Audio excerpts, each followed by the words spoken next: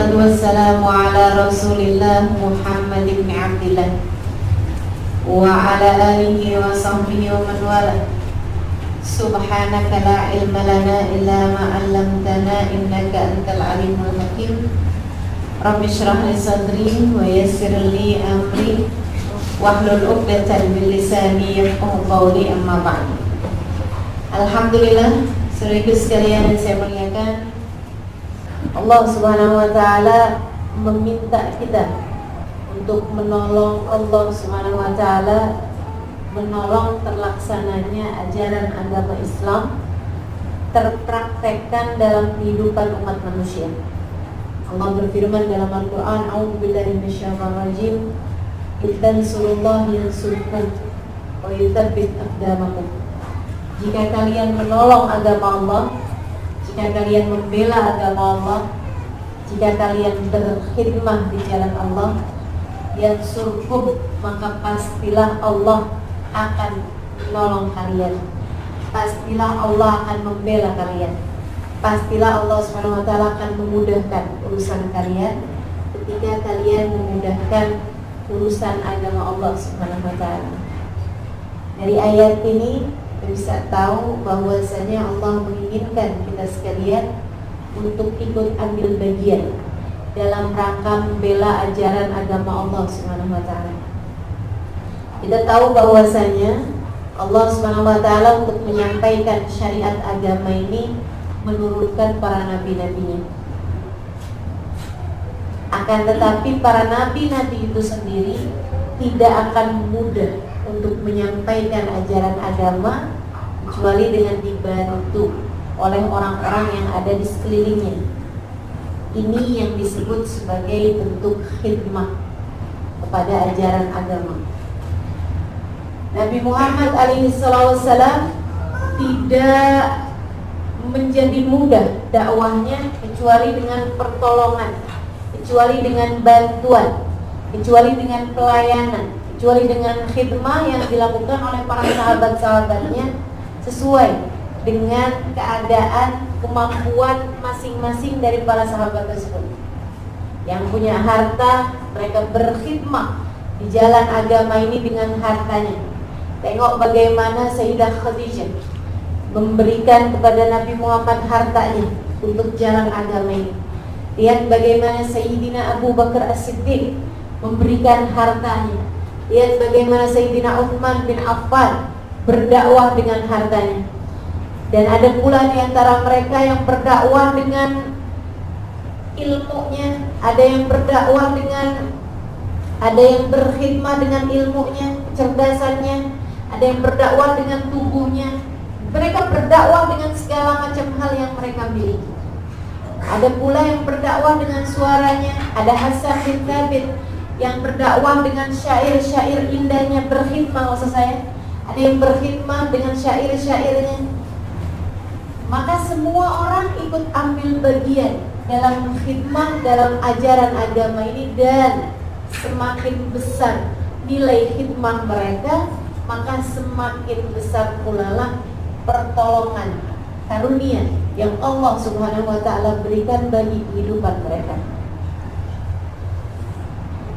Bahkan yang punya anak, mereka berkhidmah kepada Allah dan Rasulnya dengan anak-anaknya.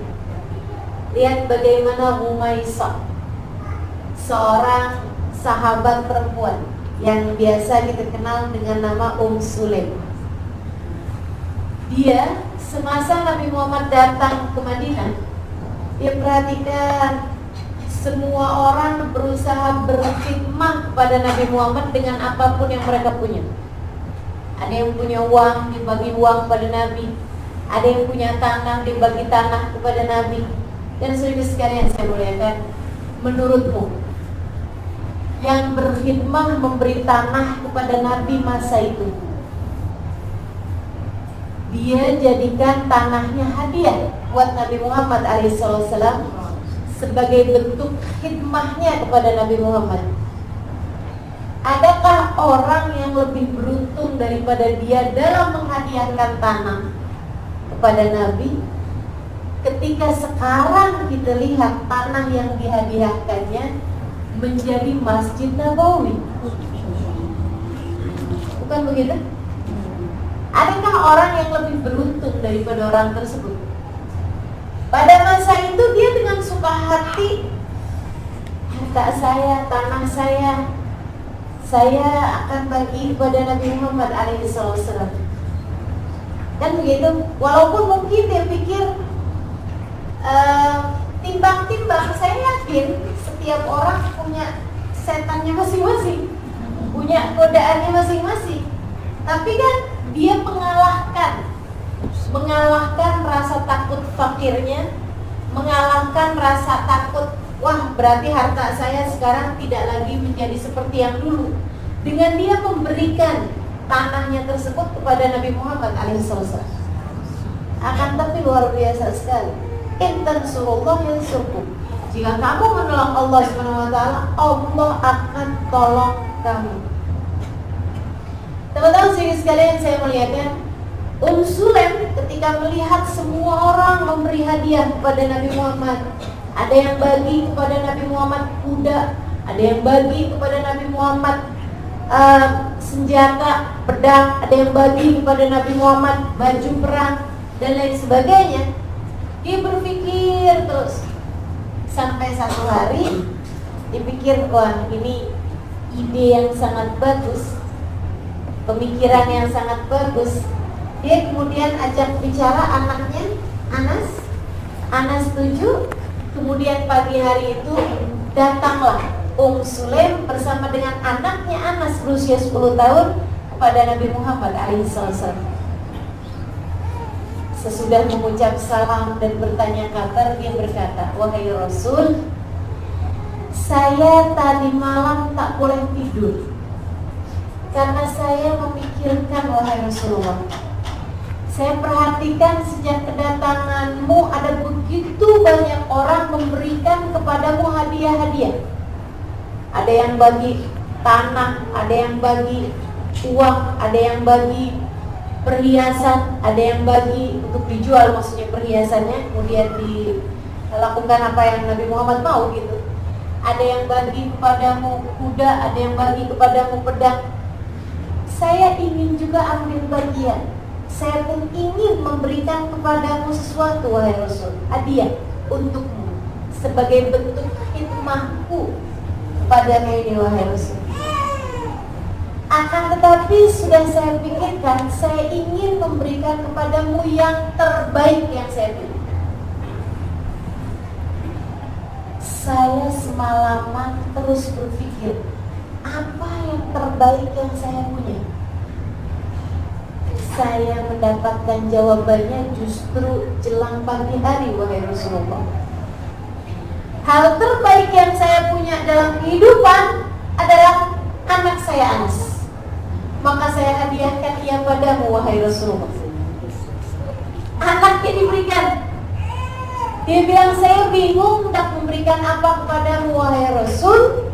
Hingga kemudian saya berpikir bahwa saya akan memberikan Anas padamu, wahai Rasulullah. Sekarang habis diberikan Anas kepada Nabi, Nabinya yang bingung. Wahai Sulaim, kalau saya diberi tanah, saya tahu mau buat apa. Kalau saya diberi kuda, saya tahu mau buat apa. Saya diberi pedang, saya tahu mau buat apa. Tapi kalau saya diberi anak, untuk apa dia, wahai Sulaim? Terserah engkau, wahai Rasul. Saya hadiahkan ia padamu. Anak ini, wahai Rasulullah, sudah saya didik dengan sebaik didikan. Dan dia adalah seorang anak yang cerdas, seorang anak yang menyenangkan, seorang anak yang patuh ketika diperintahkan. Wahai Rasulullah, ia adalah hadiah untukmu. Kalau kau perlu dia untuk kau bawa pergi perang, bawa ia pergi perang bersamamu, wahai Rasul. Kata Nabi, kalau saya bawa dia pergi perang, pedang masih lebih tinggi daripada dia.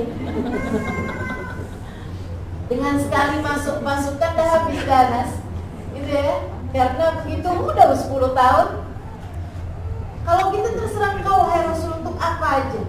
Nabi pikir sebentar, kemudian Nabi Muhammad bilang, Bagaimana jika dia tinggal di rumahku dan berkhidmah urusan rumah tangga padaku, wahai unsur? Lebih wahai Rasulullah. Bagaimana Anas? Tentu wahai Umi, ya,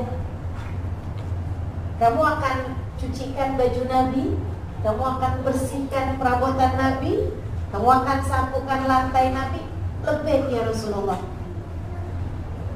Sejak hari itu Anas tinggal bersama dengan Nabi dan berkhidmah kepada Nabi Muhammad SAW. Berapa lama? Sampai wafatnya Nabi.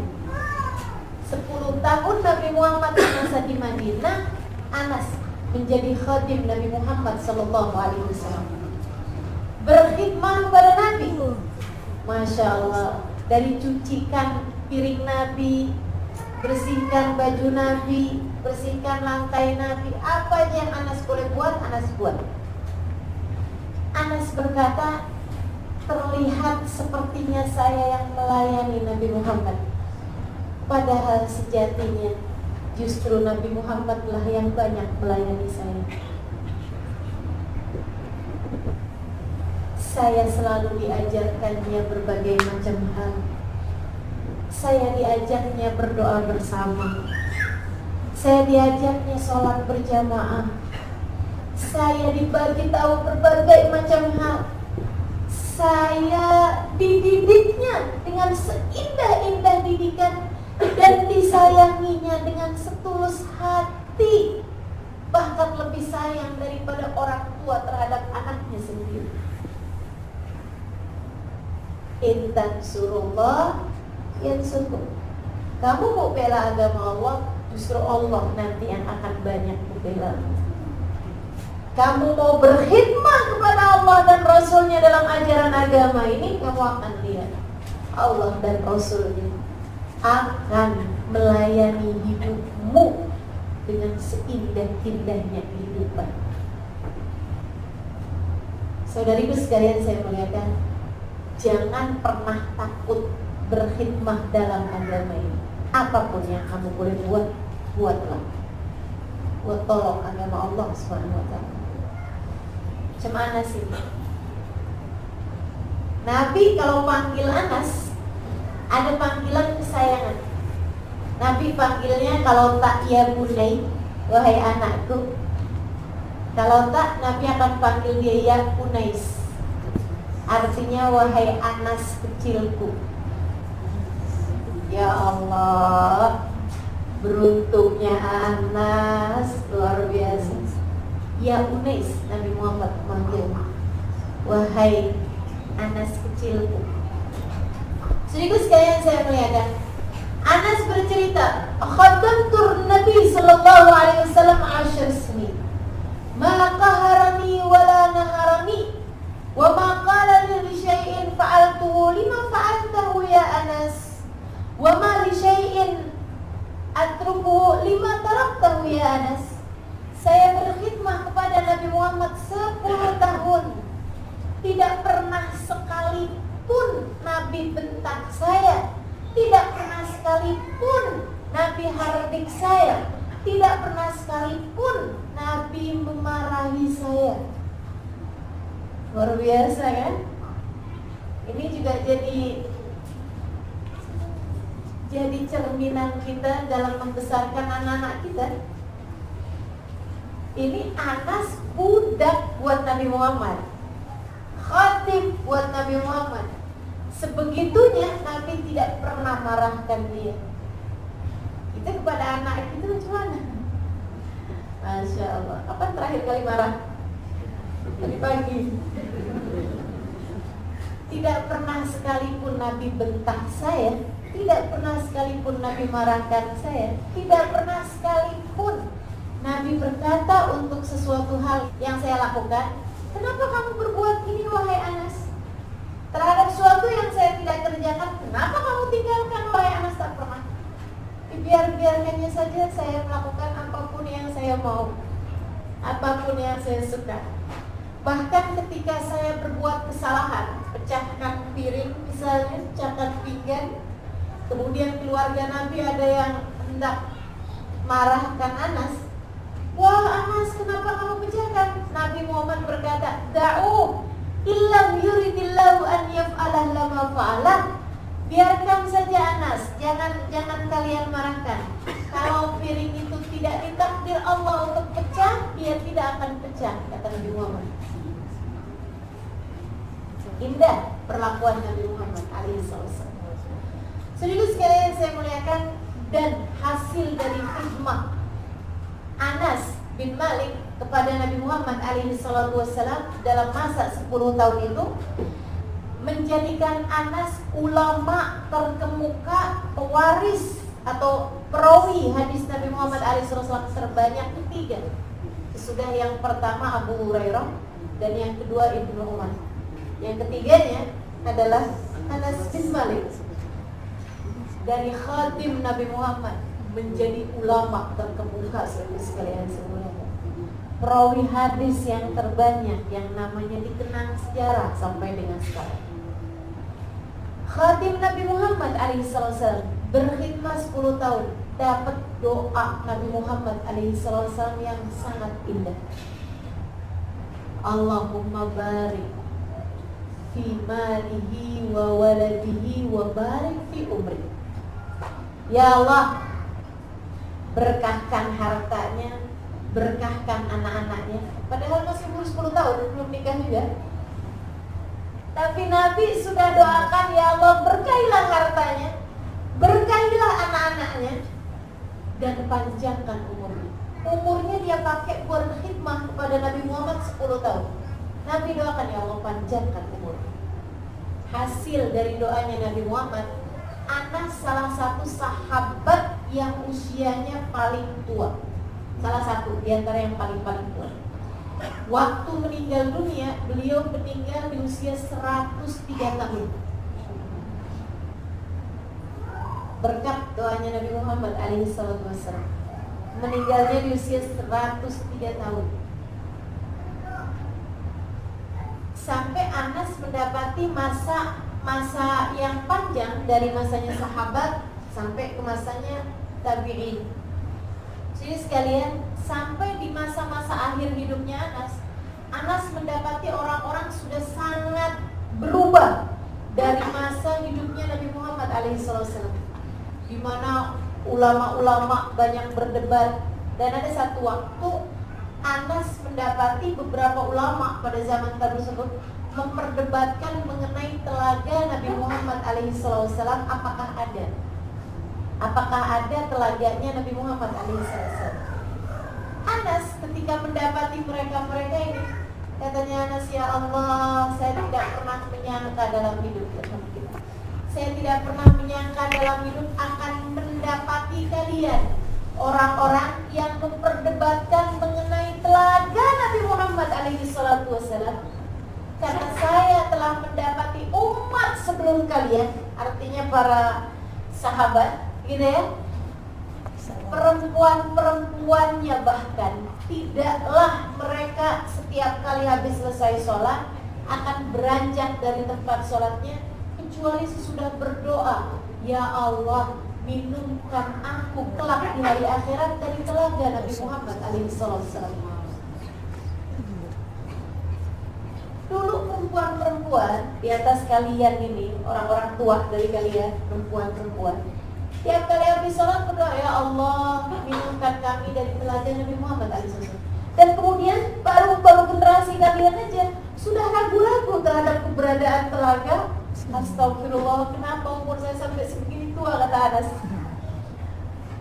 Saudariku sekalian saya muliakan, Anas berusia sangat tua berkat dari doanya Nabi Muhammad alaihissalam. Dan pula Anas dari berkatnya Nabi Muhammad alaihissalam punya keturunan yang sangat banyak. Di saat beliau meninggal dunia, ketika beliau meninggal dunia, saudara sekalian saya muliakan, yang mensolatkan dari anak dan cucunya Anas, dari keturunannya Anas bin Malik, mencapai 120 orang dari anak dan cucunya.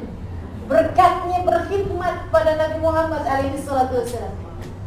Dan hartanya membuat dia salah satu dari sahabat-sahabat terkaya.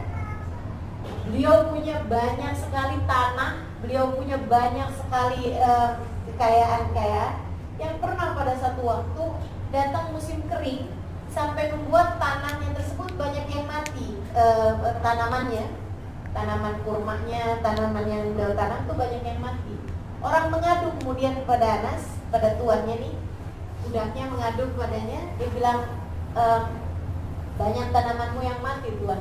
Anas bin Malik pergi ke tanah tersebut, dia lihat memang tanahnya banyak yang pohon-pohonnya mati.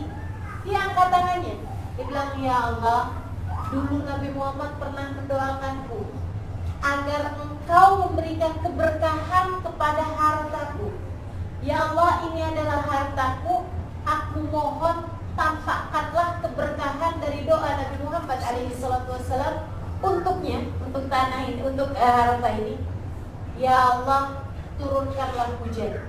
Subhanallah, turun hujan hanya pas di lahannya Anas saja. Yang lain-lain tak diturunkan hujan. Khusus untuk tanahnya Anas saja Allah Subhanahu wa taala turunkan hujan di atasnya. Masya Allah, Masya Allah. Luar biasa sekali saudara sekalian, hasil dari khidmah kepada Nabi Muhammad SAW. Bersama dengan itu semuanya, Anas bin Malik sering kali berkata, aku menunggu datangnya satu hari di mana aku akan kembali lagi berjumpa dengan Nabi Muhammad, dan aku akan berkata padanya, bukankah kau tidak pernah lupa kepada pelayan kecilmu Unais ini, wahai Rasulullah? Khidmahnya kepada Nabi Muhammad berbuah banyak hal dari sejak di dunia sebelum kelak di hari akhirat pastinya.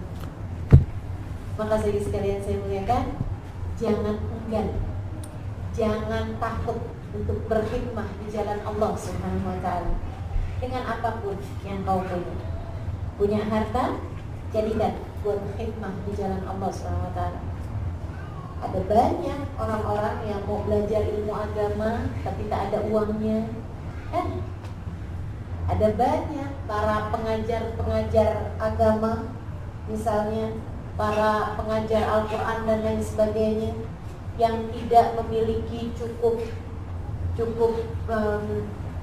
tunjangan dalam kehidupan mereka. Bantu mereka saudara sekalian, bantu jalan agama ini, bantu.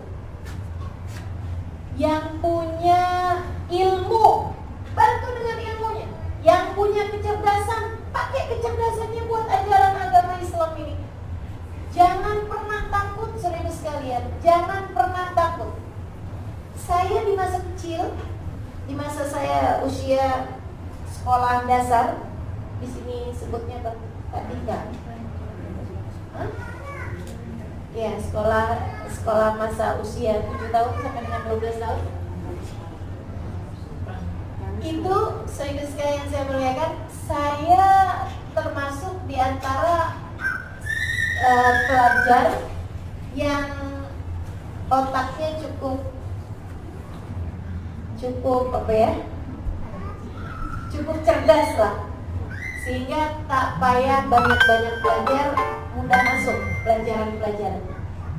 Di masa saya kecil tuh ada pondok-pondok pesantren, akan tapi yang banyak belajar di pondok-pondok pesantren masa itu adalah anak-anak yang tidak diterima di sekolah-sekolah umum, atau anak yang sangat degil, sangat tak bisa dikendalikan oleh orang tuanya, gitu ya, anak nakal, anak yang nakal, atau anak yang tidak diterima di sekolah-sekolah umum.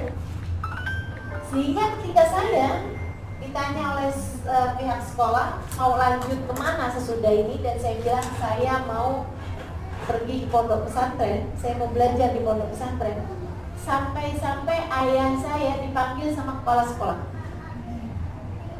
Ada apa sebenarnya dengan anak kamu itu?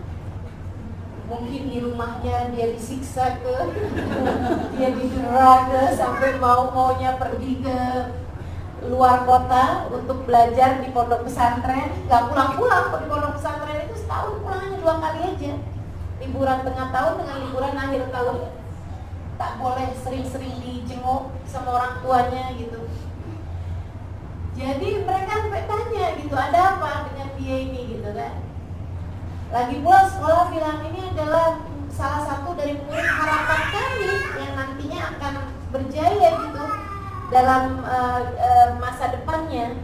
Jadi kami berharapnya anak ini bisa jadi dokter, bisa jadi dosen tuh pengajar universitas, bisa menjadi orang yang mengharumkan nama kampung kami lah gitu. Sampai membuat ayah saya pun kemudian panggil saya. Dia bilang, kamu kenapa mau pondok pesantren? Padahal ayah kepingin juga punya anak yang jadi dokter gitu. Ayah pengen juga punya anak, abah pengen juga anak abah jadi profesor lah, jadi apalah gitu. Saya bilang sama abah saya, Bah, abah sebagai orang tua tuh nanti ada hisabnya loh Bah di akhirat. Abah akan ditanya gimana abah mendidik anak abah. Jadi saya mau pesantren itu Bah buat bantu abah. Jadi nanti kalau ada ditanya sama Allah gitu, ditanya sama mereka, gimana kamu mendidik anak kamu? Udah saya pesantrenin ya Allah. Abah saya bilang, iya betul juga. Jadi saya pesantren aja ya Bah, iya. Tanpa pembelaan.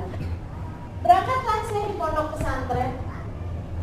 Saya masa itu berpikirnya adalah saya kepengen punya ilmu yang membuat saya bermanfaat kalau saya mati muda. Kalau saya matinya usianya tua, oke lah. Kalau saya jadi dokter, saya bisa sempat praktek, bisa sempat obatin banyak orang. Kalau saya jadi profesor misalnya, saya bisa buat banyak hal juga untuk umat ini. Tapi kalau saya panjang umur, kalau saya nggak panjang umurnya, ilmu tersebut nggak akan bermanfaat apa-apa buat saya dalam kubur.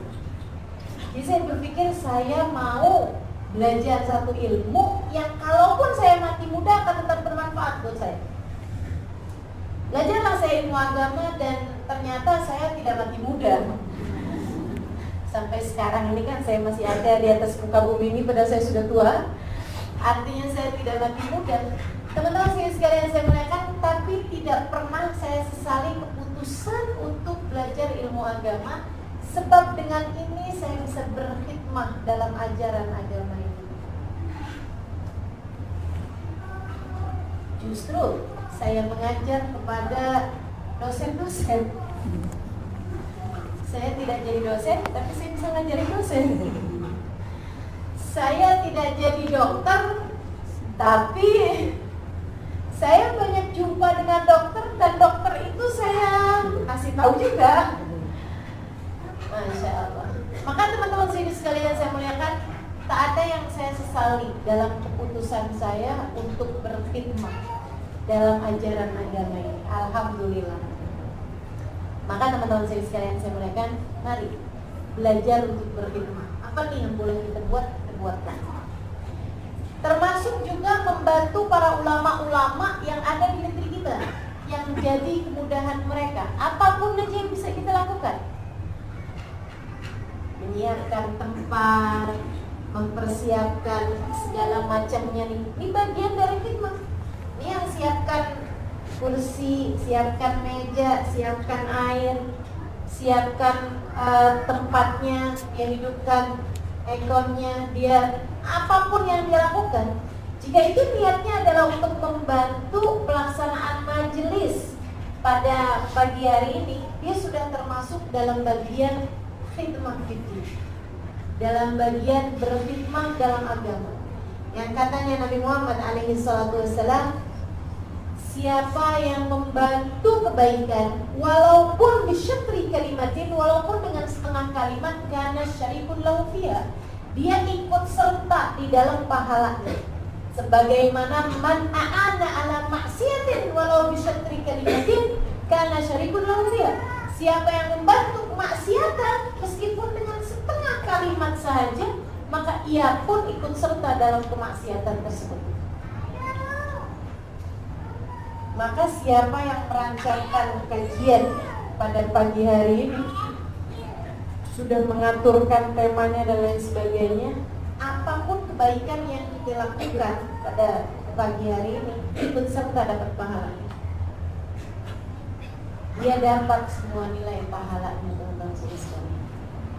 Bantu kebaikan seperti apapun, hikmah dalam jalan kebaikan seperti apapun.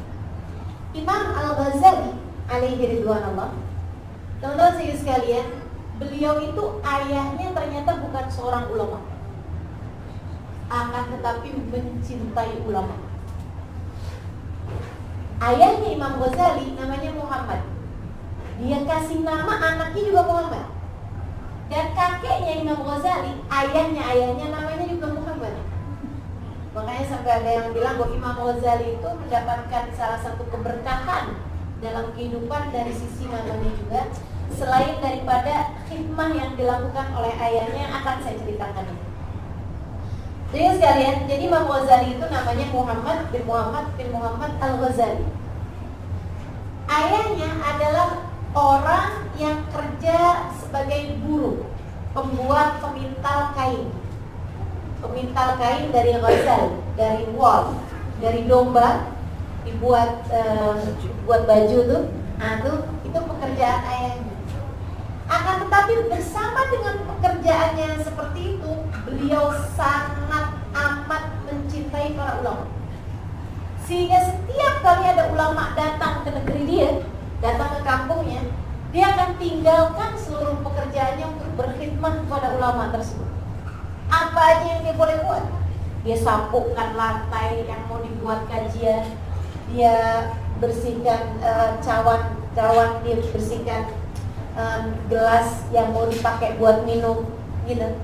Dan kalau majelis pun seringnya ayah Imam Ghazali bernama Muhammad bin Muhammad ini tidak hadir duduk di majelis tersebut, tapi di dapur. Apa yang dia buat? Dia bikinkan minum untuk mereka itu.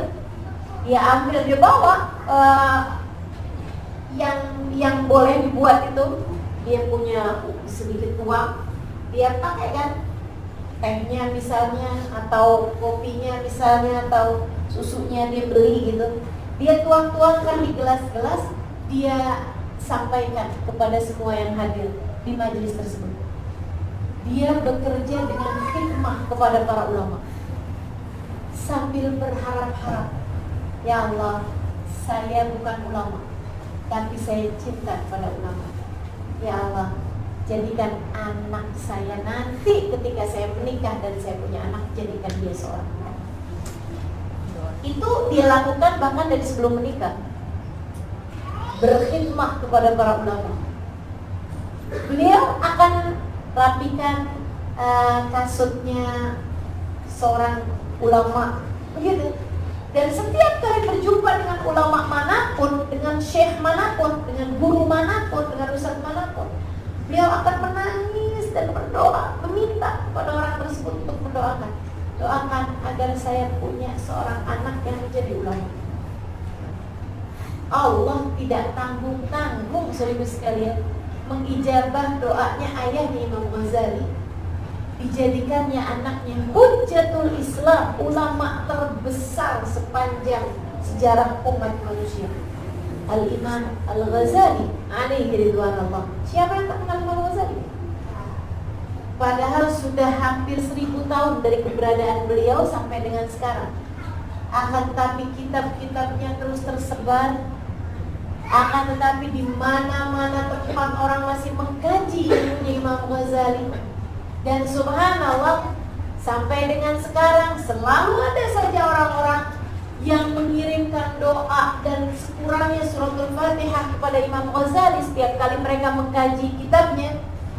Dan ketika menyebutkan nama Imam Ghazali, selalu saja dengan menyebutkan nama ayahnya dan kakeknya, Muhammad bin Muhammad Al-Ghazali, yang artinya keberkahan dari sang ayah ini pun juga sampai dengan sekarang masih terus mengalir pahalanya kepada beliau ini, dari keadaan anaknya yang jadi seorang ulama. Maka teman-teman saya sekalian, jangan pernah takut terhadap urusan khidmah. Allah akan gantikan berkali-kali lipat dari apa yang sudah kamu lakukan. Satu hari ayah saya bercerita, saya punya abah, dia cerita, dia bilang, abah ingat, abah saya bilang, ngelihat kamu tiap hari dijemput sama orang, datang kereta rumah saya, menjemput saya, bawa saya ke majelis sana, bawa saya ke majelis sana, dijemput orang di mana-mana tempat gitu. Dia bilang, abah ingat, dulu abah berbuat itu kepada para ulama-ulama yang datang ke kampung kami ini. Kami tinggal di kampung. Dulu abah saya itu semasa muda, di saat orang-orang belum ada yang punya kereta, abah sudah punya kereta. Dia pengusaha yang cukup sukses di kampung kami. Sehingga yang lain-lain belum ada kereta tuh, abah saya udah punya kereta. Abah saya pekerja pedagang yang sangat rajin bekerja untuk menghidupi anak-anaknya. Akan tetapi sesibuk apapun abah saya, kalau dengar ada ulama datang, abah saya pasti akan daftar ke penganjur acara tuh. Dia bilang, nanti biar saya jemput, nanti biar saya yang bawa keretanya, biar nanti saya aja semuanya. Jadi nggak usah tak kayak sewa kereta lagi, dah pakai kereta saya aja, saya yang ambil, saya yang antarkan, mau dibawa kemana aja. Jadi setiap kali ada ulama datang ke kampung kami itu, abah saya selalu mendaftar untuk menjadi supirnya dan bawa keretanya dari mulai awal datangnya sampai beliau pulang.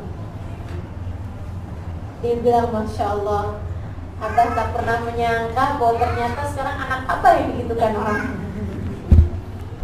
Khidmah, selalu bawa kebaikan dari dunia sampai akhirat.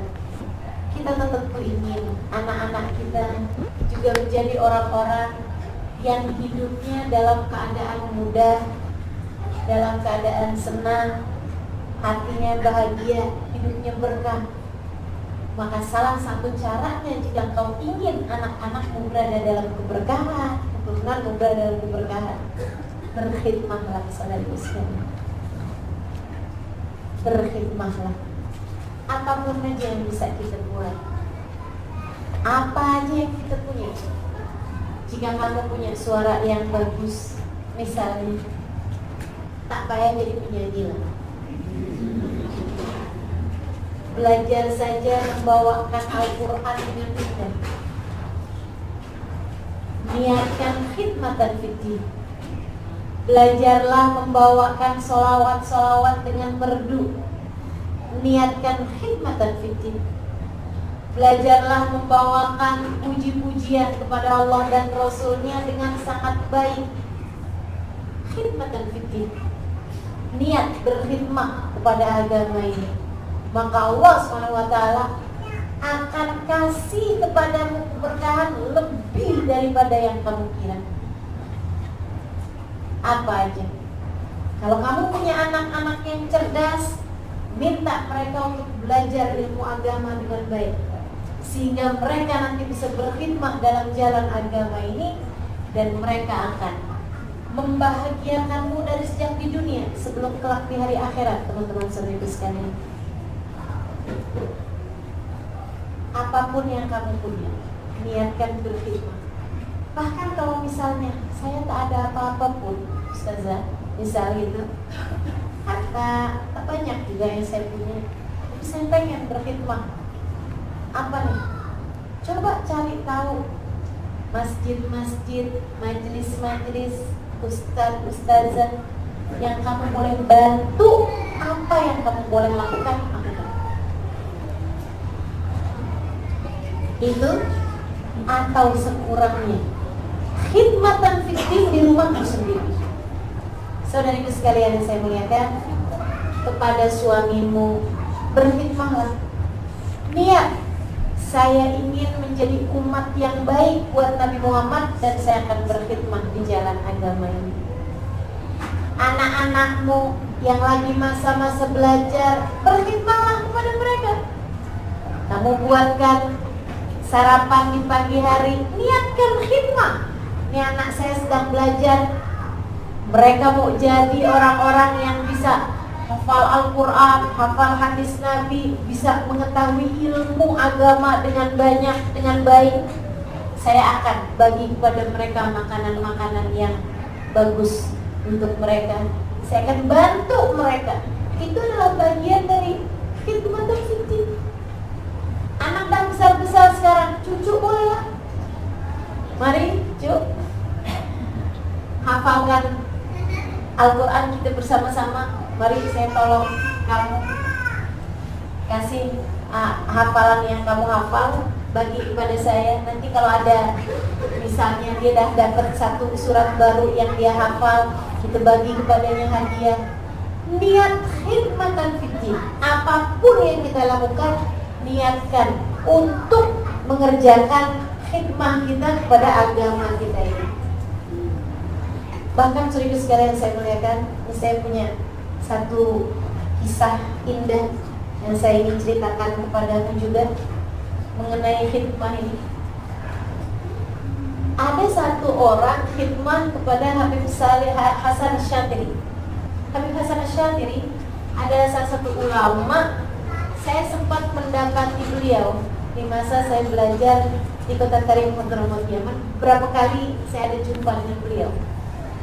Ulama paling terkemuka yang ada di Kota Tarim pada tahun-tahun awal-awal tahun 2001 dan dari masa sebelumnya lah, dari tahun-tahun 80-an, 90-an sampai dengan awal-awal tahun 2000 ya, 2001, 2002, 2003, 2004 tuh, sampai dengan wafatnya beliau di tahun 2006 ke 2007. Ini beliau, saudara sekalian saya muliakan, adalah guru dari Habib Umar bin Hafid. Umar bin Hafid semasa hidupnya beliau ada majelisnya Habib Hasan yang selalu dihadiri juga oleh Habib Umar. Dan Habib Umar, Masya Allah, tiap kali hadir di majelisnya Habib Hasan, tak selalunya duduk di depan. Di mana aja beliau dapat duduk lah. Masya Allah, luar biasa para ulama nih ya, tahu gitu.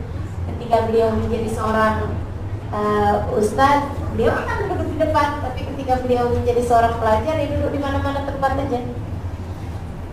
Habib Hasan Asy'adili, seorang ulama sangat terkemuka. Abang saya tiap kali hadir di majelisnya Habib Hasan nih, selalu aja bawa cerita. Saya semasa datang di Tarim tahun 1998 sampai dengan 2002-2003, itu saya masa awal-awal saya datang bersama dengan abang saya yang saya ceritakan di buku Bidadari Bumi itu.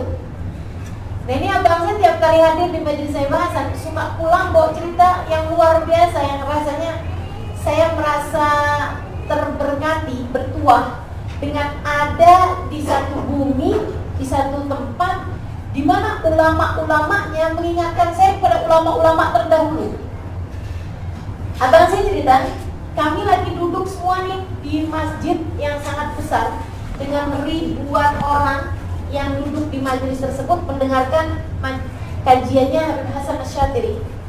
Tiba-tiba Habib Hasan ambil siwaknya beliau, kemudian siwak tersebut diarahkan sama beliau itu tepat mengenai seorang itu yang jauh sekali dari Habib Hasan.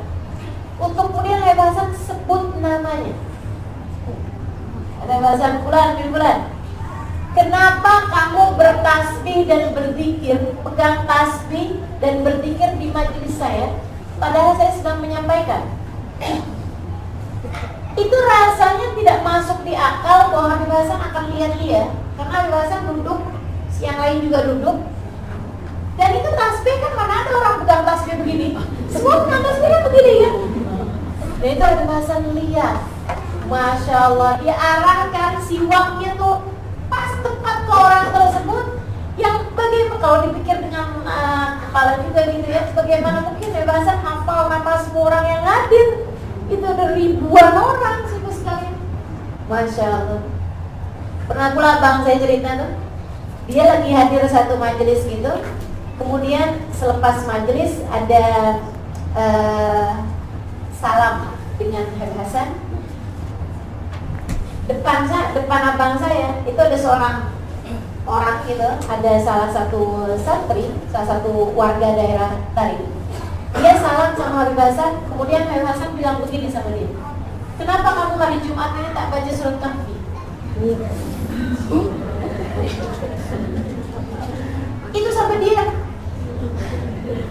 bilang, saya sedang sibuk lagi kejar ada bacaan yang dia dawamkan gitu, yang dia istiqomah. Kata Habib Hasan, boleh aja, tapi Kahfi jangan ditinggal ya. Masya Allah, Masya Allah. Ini ulama zaman sekarang, tapi dengan kapasitas seperti ulama-ulama masa-masa dulu ya. Yang saya mau ceritakan, Habib Hasan ini ada punya satu orang, ibu sekalian, yang berkhidmat puluh tahun dengan Habib Hasan. Dari mulai dia belum nikah, dia udah khidmat di rumah Habib Hasan, nyapukan rumahnya, bersihkan pinggannya, semua dikerjakan satu orang pemuda ini. Sampai dia kemudian menikah, yang menikahkan juga Habib Hasan. Pas itu dia ditinggalkan di rumahnya Habib Hasan, gitu kan, di dekat rumah Habib Hasan. Kemudian dia pun masih terus saja berkhidmat sama Habib Hasan sampai di masa tua Habib Hasan. Sampai orang ini, dia Habib Hasan sudah tua, dia pun juga sudah tua, sampai dah punya cucu-cucu. Orang ini khidmat sama Habib Hasan dalam mungkin 40 tahun, 50 tahun, saya tak pasti. Yang pasti lama sangat diperkhidmat pada Habib Hasan dari sebelum dia menikah. Dari umur belasan tahun sampai di usia mungkin di atas 60-an tahun. Satu hari Habib Hasan panggil dia, kemudian Habib Hasan bilang begini, kamu udah khidmat sama saya ini berapa tahun? Dia bilang, dia ada jawab lah gitu ya, saya tak pasti. Terus Habib Hasan bilang begini, saya sangat berterima kasih sama kamu. Karenanya saya mau tanya sama kamu, apa yang bisa saya lakukan untuk kamu sebagai sedikit balasan atas apa yang sudah kamu kerjakan buat saya. Kamu minta aja. Kalau kamu minta rumah, kalau kamu mau minta kendaraan, kalau kamu minta kawinkan lagi, saya misalnya, atau apa aja. Atau kamu minta didoakan apa, misalnya untuk urusan apapun, saya akan lakukan. Dia bilang, ya Allah Habib, saya udah tahu Habib akan bertanya ini kepada saya. Karena tidak ada satu sunnah dari sunnahnya Nabi kecuali Habib kerjakan. Jadi saya tahu Habib pasti akan bertanya ini. Karena Nabi Muhammad kepada orang yang berkhidmat jaga rumah aja, Nabi Muhammad bilang selmi. Kata Nabi Muhammad, mintalah kepadaku sesuatu, aku akan beri. Dia kemudian bilang, kalau begitu wahai Rasul, saya akan harikah namanya dia, saya akan pikirkan dulu, nanti sesudah itu saya akan bagi tahu kepadamu apa yang saya inginkan. Itu kepada orang yang khidmat kepada Nabi, jaga rumah Nabi tiap malam. Beberapa hari aja, Nabi itu udah tanya seperti itu. Jadi katanya si pelayan ini kepada Habib Hasan Syadzili, saya tahu Habib bakalan tanya ini, karenanya saya sudah menyiapkan jawaban. Saya udah pikirkan dari dulu-dulu, kalau Habib nanti tanya kepada saya, apa yang kamu mau, saya udah siapkan jawabannya. Saya udah pikirkan lama. Apa kata Habib Hasan? Dia bilang, saya ingin terus bersama dengan Habib dunia akhirat. Luar biasa. Hajat yang betul-betul besar, teman-teman saya sekalian. Dia bilang, saya ingin terus bersama dengan Habib. Khidmah pun tak apa-apa, tapi dimanapun tempatnya. Di dunia saya berkhidmah, saya ingin pokoknya di akhirat juga bisa bareng sama Habib. Termasuk nanti di kuburan kita bersama pun, Habib. Nanti di mahsyar saya mau bersama dengan Habib. Pokoknya ada Habib, ada saya di situ. Saya mau begitu sama Habib, boleh? Habib bilang, boleh. Fatihah. Mereka berdua baca suratul Fatihah sampai kemudian, sering sekalian saya muliakan, Habib meninggal dunia. Seperti yang tadi saya sampaikan, tahun-tahun Kalau tak silap 2006 ke 2007 Habib meninggal. Habib meninggal tuh, dia pun siap-siap juga. Dia bilang, karena dia ada janji sama Habib Hasan kan, di mana Habib berada, saya berada. Artinya kalau Habib Hasan meninggal dunia, dia pun harus siap-siap juga. Jadi dia pun tunggu-tunggu malaikat Israel mana dia gitu. Kapan malaikat Israel ini datang untuk cabut nyawa dia, sementara Hasan udah meninggal beberapa hari gitu. Maksudnya hari itu Habib Hasan meninggal, dia udah tunggu-tunggu. Mungkin nanti sore, belum datang juga. Mungkin nanti malam, mungkin besok pagi. Dari itu pun dia sama Habib Hasan juga. Masya Allah. Di antara semua orang nangis semuanya, dia nangis juga, tapi dia tak banyak nangisnya. Karena sekarang lagi dia udah bersama dengan Habib Hasan lagi. Subhanallah, sampai dengan 3 hari malaikat Israel belum datang juga. Dia kemudian panggil anaknya, salah satu anaknya, dia panggil, dia bilang, nak, tolong bapak nak. Dia bilang, apa mbak? Kamu pergi ke makam Habib Hasan, kamu baca-bacakan doa dulu, kirim-kirimkan Fatihah, baca Yasin di situ, baca tahlil di situ. Lepas itu nak, kamu bilang, Bib, abah saya tanya, janjinya mana?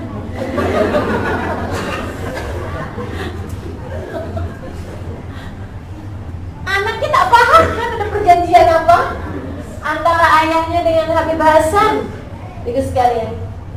Dia pun kemudian datang si anak ini kerjakan apa perintah ayahnya, karena anak-anaknya semua anak-anak yang soleh, anak-anak yang masya Allah semua juga berkat dari khidmah ini tadi. Dia datang ke makamnya Habib Hasan, baca Yasin, baca tahlil. Lepas itu tak baca doa pun, dia langsung bilang, Bib, abah kirim salam. Kata abah, ayah saya Bib, janji Habib mana? Dia pulang, rumahnya ramai sangat orang. Ayahnya meninggal dulu. Jadi tadi janjinya Allah kirimkan malaikat Israel, kerjakan janji Habib Hasan padanya, masya Allah. Bersama-sama dunia dan akhirat.